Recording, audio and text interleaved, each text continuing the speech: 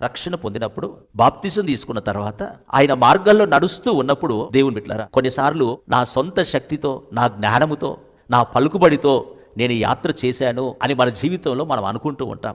అందుకే మోషే మరొక్కసారి చెప్తున్న మాట ఏంటో తెలుసా? నిన్ను రక్షించింది, నిన్ను విమోచించింది, నిన్ను ఒక మంచి సహవాసంలో నిలిపింది ఎవరో కాదు, సాక్షాత్తు ప్రభువైన యేసు క్రీస్తు మాత్రమే. హల్లెలూయా.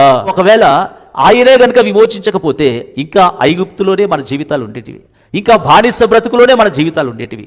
ఆయన విమోచించడమే కాదు దేవుని బిడ్డలారా, విమోచించిన మనల్ని ఆయన మేఘము కింద నడిపించాడట, సముద్రములో నుండి నడిపించాడట. Praise the lord. అంటే రక్షణ పొందిన మన జీవితంలో వస్తున్న ఆటంకాలు, అభ్యంతరాలు అన్నిట్లో నుండి కూడా మన భక్తి, మన బలము కాదు కానీ సాక్షాత్తు దేవుడు ఆయన కృపనే ఆ సముద్రాలు దాటించింది, యెరికోను కూల్చింది, రాజులను హతమార్చింది, ముందుకు నడిపించింది. Praise the lord.